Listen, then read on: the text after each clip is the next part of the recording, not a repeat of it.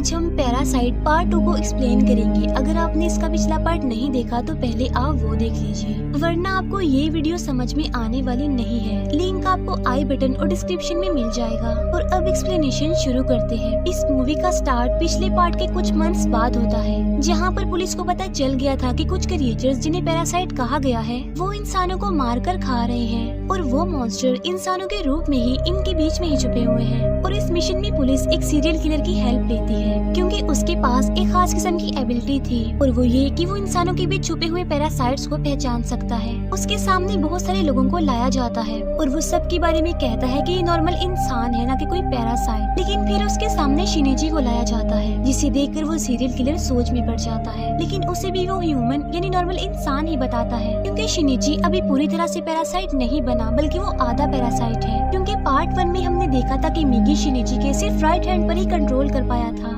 और शिनिची अब भी पूरी तरह अपने कंट्रोल में ही है। इसीलिए वो सीरियल किलर ये बात नहीं जान पाता कि शिनिची पैरासाइट है या फिर नहीं है। और जब शिनिची अपने घर जा रहा होता है तब मिगी उसे बताता है कि ऑलमोस्ट 500 मीटर के फासले पर एक पैरासाइट है। तब शिनिची उस पैरासाइट को ढूंढते हुए एक पुरानी बिल्डिंग में चला जाता है, जहाँ पर शिनिची को एक पैरासाइट दिखाई देता है जो कि एक इंसान की बॉडी को खा रहा था। ये पैरासाइट शिनिची को देखकर उस पर अटैक कर देता है, लेकिन मिगी की हेल्प से शिनिची इस क्रिएचर के सीने में अपना हाथ घुसा कर उसे मार डालता है। और यहाँ पर शिनिची बिल्कुल वैसा ही कर रहा था जैसा कि उसने पार्ट 1 में कहा था, यानी वो हर एक पैरासाइट को चुन चुन कर ढूंढ कर मार डालेगा। शिनिची को उस इंसान की मौत पर दुख होता है जिसे वो पैरासाइट खा रहा था। तभी हम किसी आदमी को शिनिची का पीछा करते हुए देखते हैं, और ये कोई और नहीं बल्कि वही जासूस, वही रिपोर्टर था जिसे हमने पार्ट 1 में देखा था, यानी जो शिनिची की पिक्चर्स बना रहा था। ये उसी टाइम से शिनिची पर नजर रख रहा है। फिर हम सिटी के मेयर को देखते हैं, जो कि खुद भी एक पैरासाइट है, और उसने सब पैरासाइट्स की एक मीटिंग रखी है, और उनमें तामिया भी शामिल थी।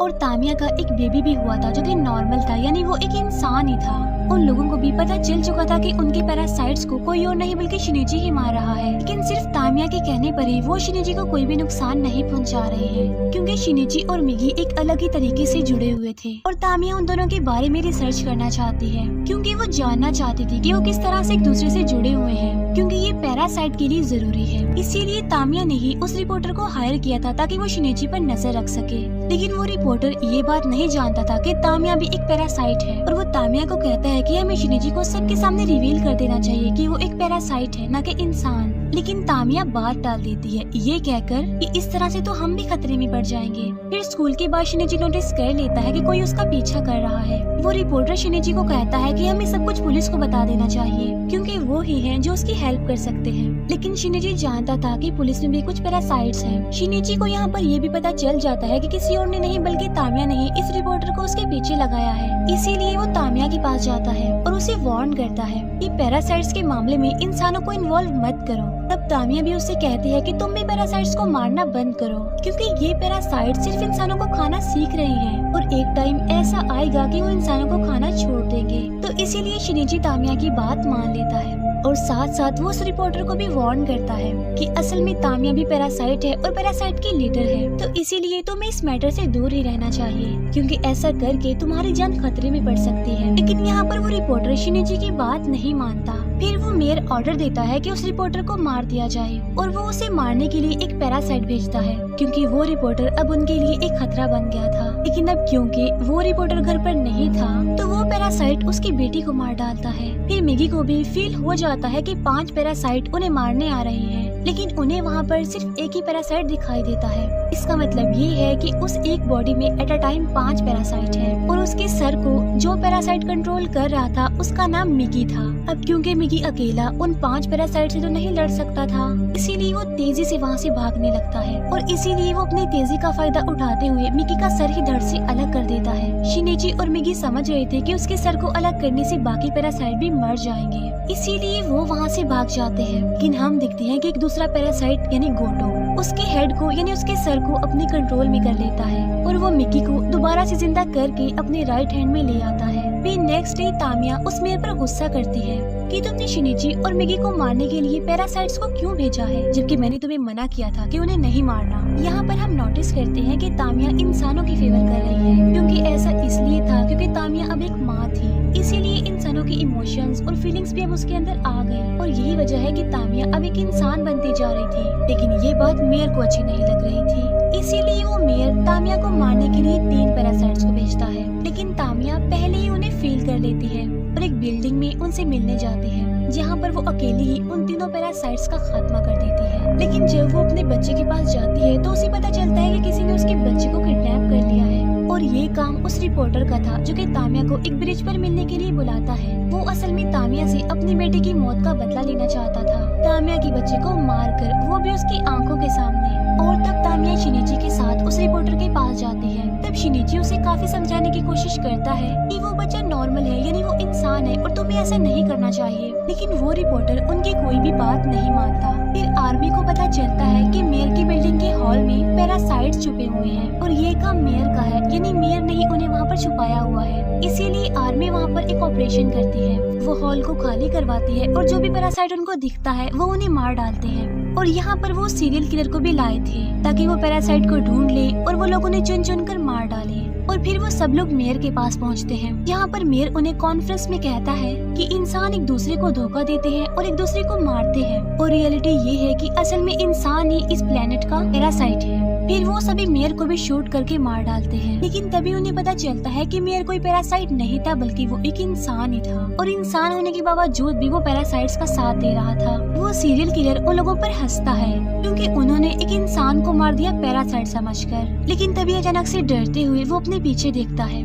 और उनके पीछे गोटो पैरासाइट था जो कि काफी पावरफुल था, क्योंकि एट अ टाइम उसकी बॉडी में 5 पैरासाइट्स थे। सब लोग गोटो को शूट करते हैं लेकिन उसे कुछ भी नहीं होता और वो कहता है कि अभी तक मैं तामिया के कहने पर ही रुका हुआ था और अब मैं किसी को भी नहीं छोड़ूंगा। और वो एक एक करके उन सबको मारने लगता है, जबकि दूसरी तरफ वो रिपोर्टर शिनिची और तामिया की बात नहीं मान रहा था और वो उस बच्चे को ब्रिज से फेंकने वाला होता है। लेकिन तभी तामिया को ना चाहते हुए भी पैरासाइट बनना पड़ता है और वो पैरासाइट बनकर उस रिपोर्टर को मार डालती है और फिर वो रिपोर्टर मर जाता है और ब्रिज से नीचे गिर जाता है। और वो रिपोर्टर खुशी से मरता है कि उसने तामिया को सबके सामने एक्सपोज कर दिया। अब क्योंकि तामिया एक पैरासाइट थी, इसीलिए पुलिस उस पर गन पॉइंट कर देती है। यहाँ पर तामिया समझ जाती है कि अब वो नहीं बच पाएगी, इसीलिए वो अपना बच्चा शिनिची को देने के लिए आगे बढ़ती है। हालांकि शिनिची उसे समझाने की कोशिश करता है कि अगर तुम आगे आई तो पुलिस तुम्हें मार डालेगी, लेकिन इसके बावजूद भी तामिया शिनिची की तरफ बढ़ती रहती है, जबकि पुलिस तामिया पर गोलियां चला रही होती है। और यहाँ पर तामिया अपने बजाय अपने बच्चे की जान बचा रही होती है और वो शिनिची को कहती है कि मैं समझ गई हूँ कि इंसान होने और एक माँ होने का एहसास क्या होता है। फिर तामिया अपने बच्चे को शिनिची को दे देती है और उसकी मौत हो जाती है। शिनिची जब तामिया को देखता है तो उसे अपनी मदर की याद आ जाती है और वो अपसेट हो जाता है। शिनिची अपने फ्रेंड को कहता है कि अब मैं फिर से एक इंसान बन गया हूँ और मुझ में इंसानों जैसे सारे इमोशन, सारी फीलिंग्स आ गई है। फिर पूछताछ करने के लिए पुलिस शिनिची को अपने साथ ले जाती है, लेकिन तभी उन्हें न्यूज मिलती है कि एक पैरासाइट ने पूरी आर्मी को मार डाला है। और तब जल्दी से शिनिची पुलिस के साथ वहाँ पर पहुँच जाता है। यहाँ आकर उन्हें पता चलता है कि ये काम गोटो का है,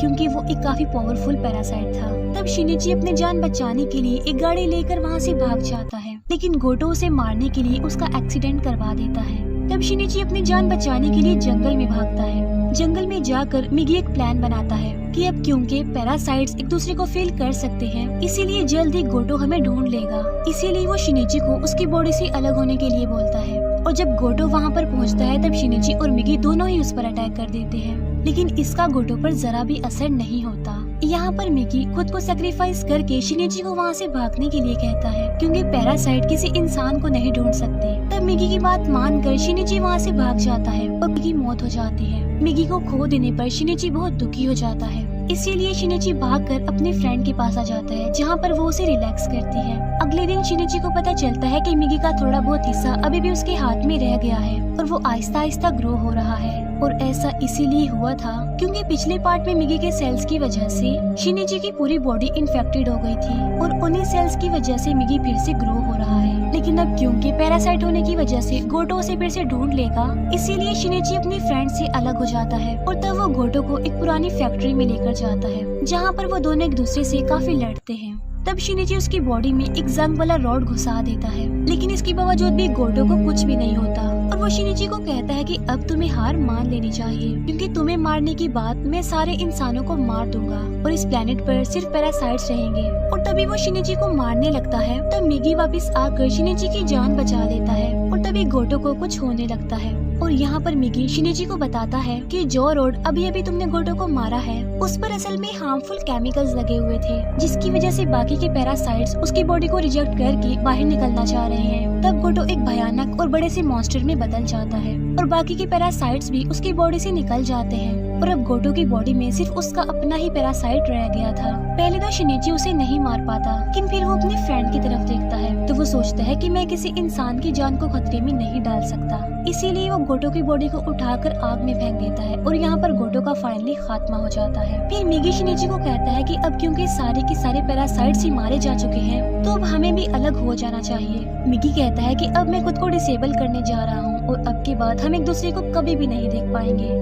यहाँ पर मिगी शिनिची को गुड बाय कहता है और खुद को ऑफ कर लेता है, डिसेबल कर लेता है। और मिगी के ऑफ होने पर शिनिची को बहुत दुख होता है। फिर कुछ टाइम बाद हमें दिखाया जाता है कि शिनिची अपनी नॉर्मल लाइफ गुजार रहा था, लेकिन तभी वो सीरियल किलर शिनिची की फ्रेंड को किडनैप करके एक बिल्डिंग की छत पर ले जाता है और वो शिनिची से पूछता है कि क्या तुम इंसानों को पैरासाइट मानते हो जो एक दूसरे को धोखा भी देते हैं और मारते भी हैं। और वो शिनिची से उसका मकसद भी पूछता है क्योंकि वो जानता था कि शिनिची भी एक पैरासाइट है, लेकिन शिनिची की फ्रेंड उस सीरियल किलर को ही पैरासाइट कह देती है और ये सुनकर वो सीरियल किलर शिनिची की फ्रेंड को उस छत से फेंक देता है। लेकिन तभी शिनिची उसे बचाने के लिए आगे बढ़ता है और उसे बचा भी लेता है। और यहाँ पर शिनिची को पता चल चुका था कि ये काम उसने मिगी की हेल्प से ही किया था जो थोड़ी सी देर के लिए ऑन हुआ था। और यहाँ पर हम ये भी जान पाते हैं कि अब शिनिची पहले की तरह एक नॉर्मल इंसान बन गया था क्योंकि मिगी भी चला गया है और उसकी नेचर भी उसके अंदर से निकल गई है। और यहीं पर पैरासाइट पार्ट 2 एंड हो जाता है।